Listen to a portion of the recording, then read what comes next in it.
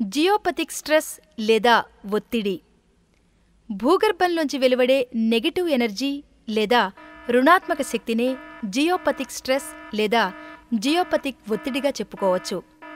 ఆయా ప్రదేశాలలో వెలువడే నెగటివ్ రేడియేషన్ ద్వారా సహజ భూ విద్యుదయస్కాంత శక్తులు నిర్వీర్యం అయిపోయి అక్కడ నివసిస్తున్న వారి ఆరోగ్యాలు పాడైపోవడమే కాకుండా వారి యొక్క ఉద్యోగ వ్యాపార అభివృద్ధి కూడా కుంటుపడుతుంది.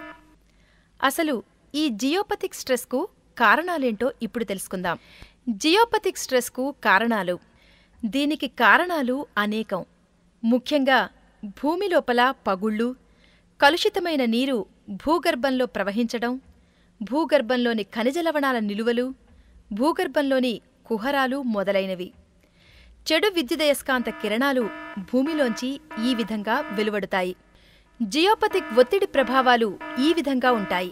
జియోపథిక్ రేఖలు ఒక ఇంటి కింద నుంచి ప్రయాణిస్తే ఫలితాలు ఎలా ఉంటాయంటే, 2 రేఖలు ఒక ఇంటి కింద ఖండించుకుంటే ఆ ఇల్లు వ్యాధిగ్రస్తమవుతుంది.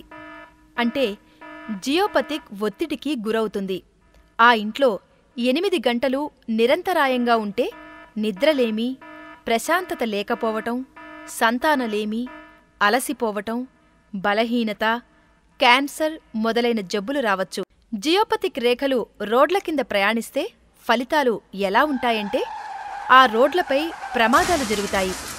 ఎందుకంటే జియోపథిక్ రేడియేషన్కు వాహనం నడిపేవారి మెదడు ప్రభావితమై ప్రమాదాలు సంభవిస్తాయి. జియోపథిక్ రేఖలు వ్యవసాయ క్షేత్రాల్లో లేదా చెట్ల కింద నుండి ప్రయాణిస్తే ఆ చెట్లకు అసాధారణంగా కణతులు పెరుగుతాయి లేదా వంకరటింకరగా పెరిగి ఎలాంటి ఫలసాయాన్ని ఇవ్వవు. వాటికి రోగాలు వచ్చే అవకాశం ఎక్కువగా ఉంటుంది.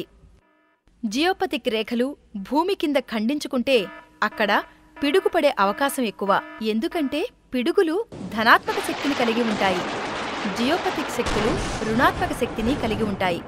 కాబట్టి పరస్పర ఆకర్షణ వల్ల ఇలా జరుగుతుంది. జియోపథిక్ రేఖలను స్కాన్ చేయవచ్చు. కాస్మిక్ ఈ స్కానర్ను ఉపయోగించి జియోపథిక్ రేఖలను స్కాన్ చేయవచ్చు. ఈ స్కానర్ జియోపథిక్ రేఖలు ఎక్కడ ఉన్నాయో చూపించగలవు. అవి ఉన్న ప్రదేశం తెలుసుకున్నాక జియోపథిక్ రాడ్స్ని ఒక్కొక్క రేఖపై ఒక్కొక్కటి చొప్పున స్థాపించి ఆ రేఖలు సృష్టించే రుణాత్మక శక్తిని పూర్తిగా నిర్వీర్యం చేయవచ్చు.